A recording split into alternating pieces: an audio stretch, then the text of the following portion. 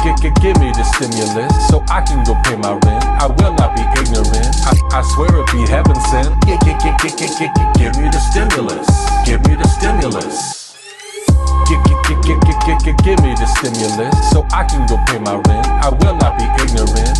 I swear it be heaven sent. Give me the stimulus.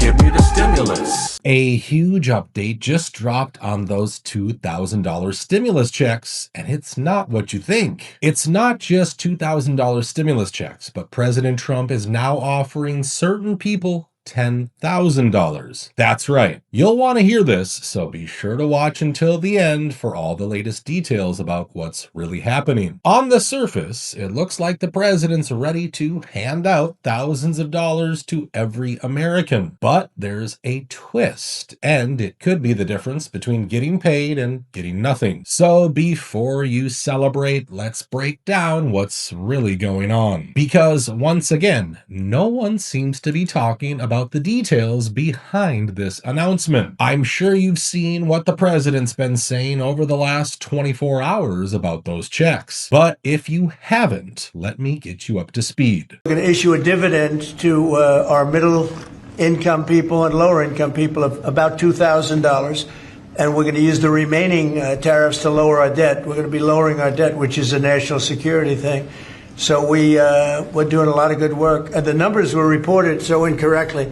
The real numbers are trillions of dollars have been taken in or gotten in terms of investment from the tariffs.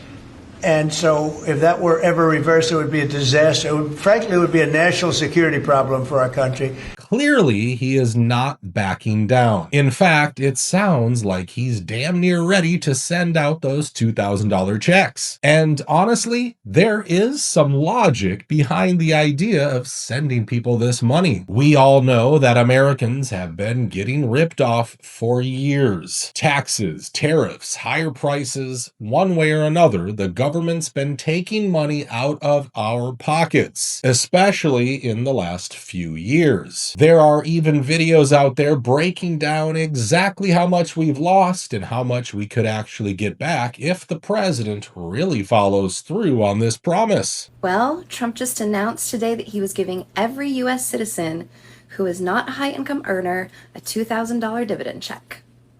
He said, quote, a dividend of at least $2,000 a person, not including high-income people, will be paid to everyone.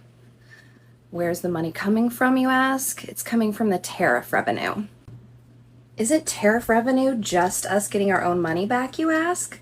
Yes. However, $1,300 is the projected extra spending per U.S. household in 2025 versus 2024 due to the tariffs. An average household includes 2.5 people, which is $520 extra per person per year. Since the checks we're each getting is $2,000, that means you're being paid back what you paid into the tariffs plus another $1,480. And just to be clear, this is every person in the household, including kids. So if you're a family of 4, you'll be getting $8,000. So for all the Trump supporters out there, enjoy. And for all the Trump haters out there, maybe you should donate yours to a charity. Because surely you can't take money from an evil, hateful felon. Now, that's pretty much all you'll hear from most influencers or even the big news channels when they talk about these checks. But that's not the full story, my friends, not even close. Have you seen what President Trump's economic advisors said in that recent interview? When do you think that people would get these $2,000 checks in the mail from the White House, from this plan? Well, again, it will have to be passed by Congress. And there it is again, the same condition. The only way the president can actually send money to the American people is if Congress signs off on it. Keep that in mind because there's more to this story. But first, listen to what else Kevin said about these checks. Because of Biden's inflation, which averaged 5% over 4 years, that people on average lost about $3,400 in purchasing power, and they've gained about $1,200 delivered this year, but there's still room to go. But we're closing the gap fast, and with these policies and potentially rebate checks, we might close the whole gap really fast. Okay. As you can see, even the people running this country are starting to realize something isn't adding up. Inflation looks like it's going down, but a lot of Americans still can't even afford groceries. That's why you're seeing longer and longer lines outside food pantries across the country.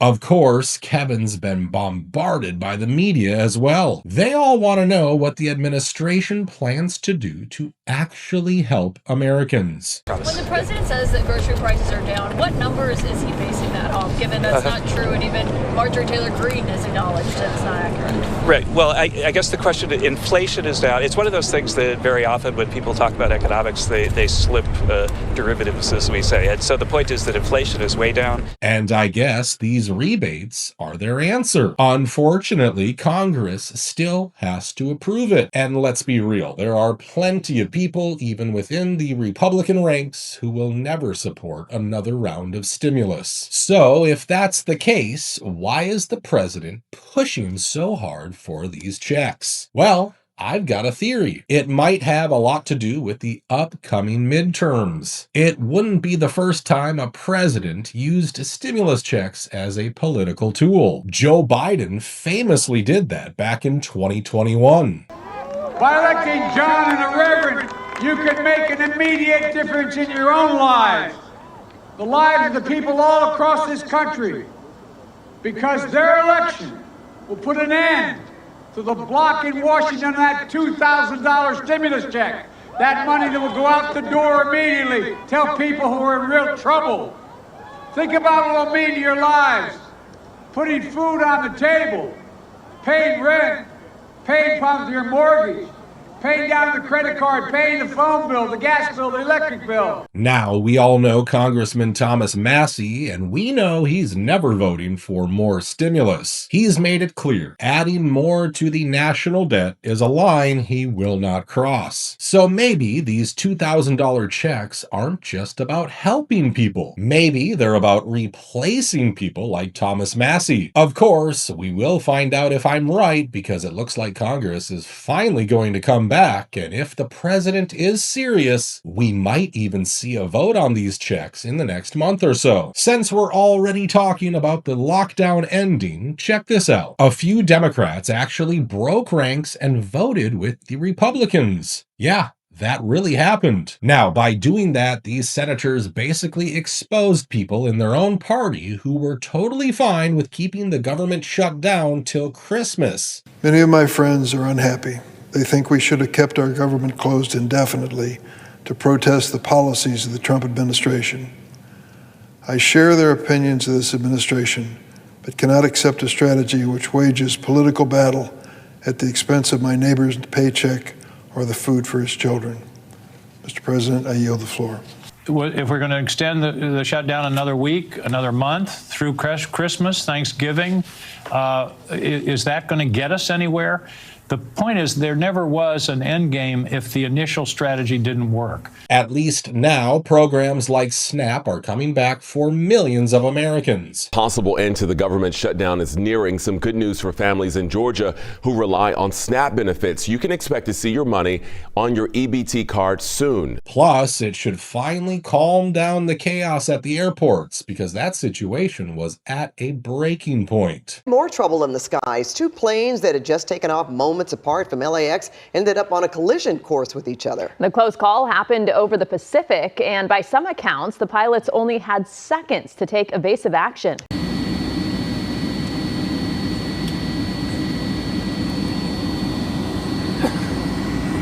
I don't really care what your political persuasion is, but you should really call your senator. Because I'll tell you, this is costing the airlines millions of dollars. And just think of 30 airplanes with one engine running. And it's going to take us at least 90 minutes to take off. So it's frustrating. It's really frustrating for me. Because Right now, it's going to cost about 2 hours of our lives on the ground before we even take off. The president also made a huge announcement about ATC. In a Truth Social post, he ordered all air traffic controllers to report back to work right away or risk losing their pay. And here's the part that caught everyone off guard. He also announced a $10,000 bonus for every controller who kept working through the shutdown, even when they weren't getting paid. And he didn't stop there. The president even claimed that the Black Hawk helicopter crash with that airliner back in January happened because of our bad air traffic control systems. Guarantee to Americans that travel is going to go back to normal once the government... That travel is? Oh, yeah. It'll go better than normal. You know why? When the government reopens. Yeah, sure. It'll be much better than normal because we're buying the most sophisticated avionics and, technology for our control towers. And we didn't have that. We had a guy named Buttigieg. Edge, they say is the best way. Just say two edges, like off the edge of a cliff, which is where they were taking us, by the way. Edge was the Secretary of Transportation, and he spent billions of dollars trying to patch together our air traffic control system, which was a conglomeration of all different systems in all different cities. They had hundreds of companies working on it, and they were spending billions of dollars.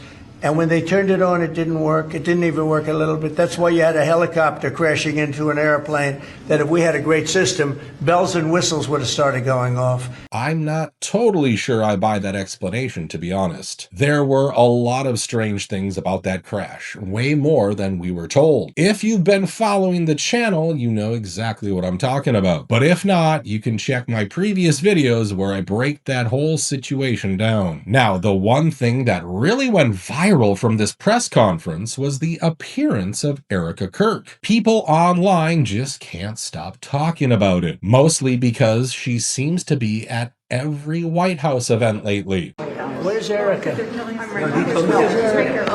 she's right swearing in right now. Just so your name is Now, this isn't related to the stimulus checks, but I'd love to hear your thoughts on this situation. Now, before we go, we have to talk about another insane story. Since Congress is coming back, Mike Johnson will have to swear in Representative Grijalva.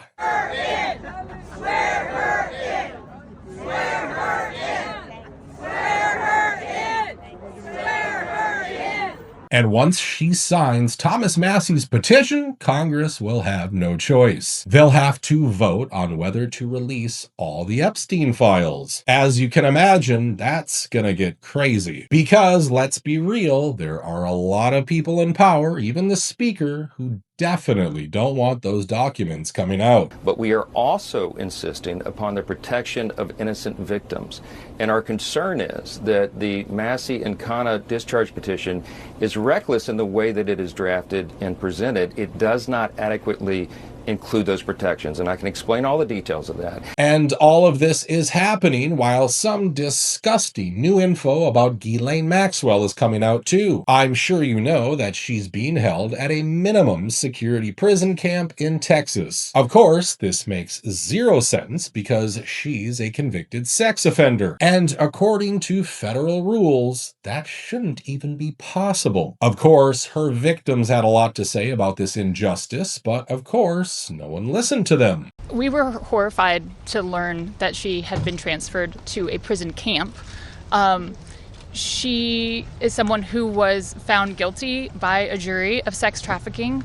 She not only, we often hear that she procured women for Jeffrey, which I think is a very sort of polite and minimizing term. She also participated in the abuse. She was a major architect of the scheme. And the fact that she has painted herself as a victim, I think is disgusting. And it was horrifying, I think, to us that we were not told about her prison transfer. We found out about it in the news.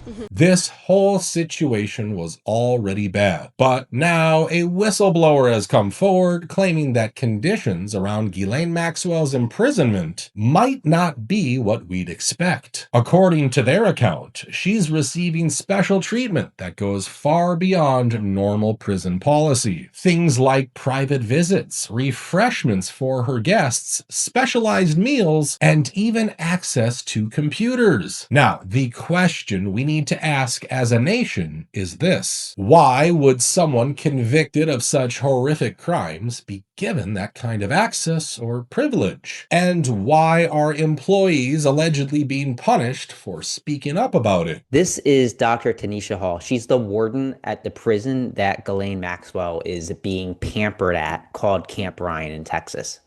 According to a whistleblower, she is punishing any inmate or staff who question Maxwell's grotesque pampering at the prison. For the victims and for the public, this kind of secrecy feels like a slap in the face, and it's one more reason why so many people don't care about any checks. They want full transparency and justice for all these victims, and they want it now.